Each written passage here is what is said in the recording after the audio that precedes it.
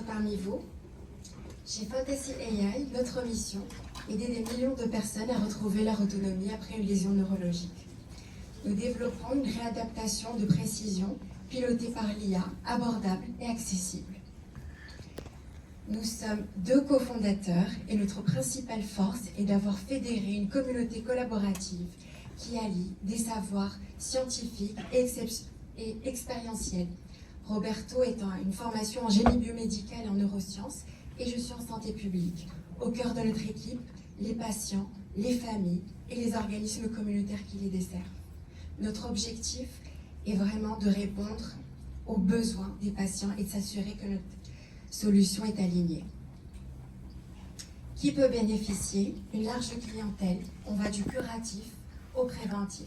Il y a 56 millions de personnes dans le monde qui vivent avec les séquelles d'un AVC, d'une amputation, d'une sclérose en plaques. Il y a plus d'1 milliard de travailleurs à risque de blessures prévisibles. Les besoins, je vais vous présenter 2 Montréalaises que vous pourriez croiser dans la rue. Julie a une lésion médulaire incomplète.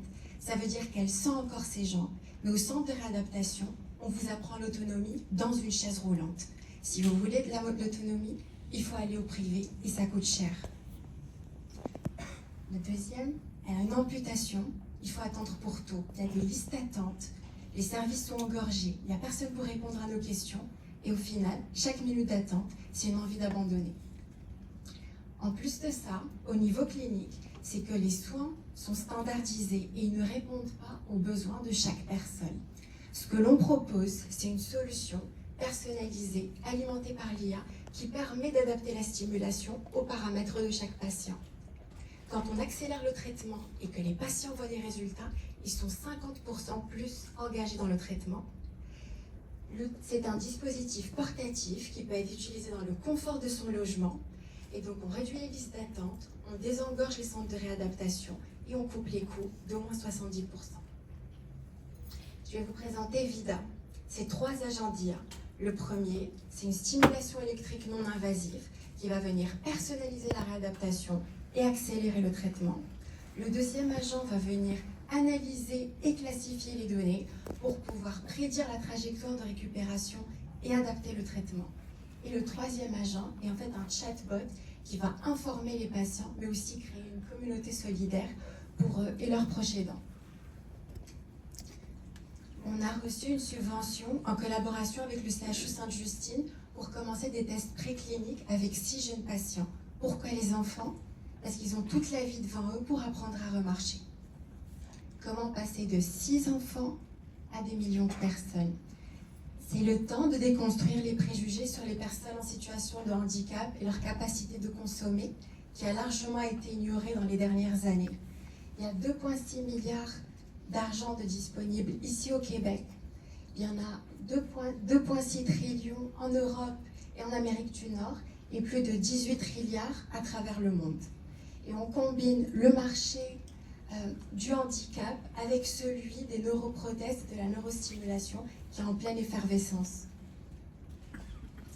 Notre modèle de déploiement, il se veut à la fois concilie une innovation en continu, mais aussi un impact direct. On commence dès aujourd'hui par commercialiser des kits de développement pour les laboratoires de recherche. Ça nous donne un effet de levier. Chaque publication scientifique, c'est un argument pour aller convaincre un assureur ou un hôpital. On est aussi en négociation avec 2 cliniques qui seraient nos primo-adoptants. On pense que tout le monde a droit à l'accès, donc on aurait un chatbot qui serait ouvert à tout le monde, mais qui permettrait aussi de créer une communauté qui serait prête à acheter notre produit. Enfin, on sait qu'il y a des barrières économiques, qu'il y a des barrières géographiques et que tout le monde aurait le droit de marcher. Donc on offrirait un système de location dans les hôpitaux. Ce serait un peu de lock-in et qui permettrait de pénétrer subtilement cet environnement-là, mais aussi de l'offrir en pharmacie pour les clients qui auraient des besoins ponctuels.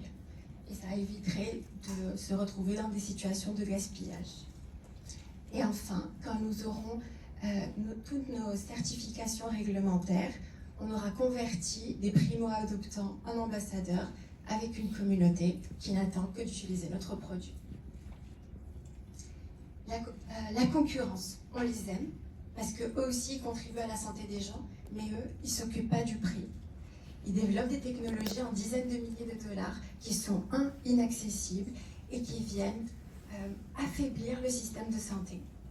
Deuxième, nous, on propose une solution qui soit abordable et qui va rendre le système de santé beaucoup plus résilient et pérenne.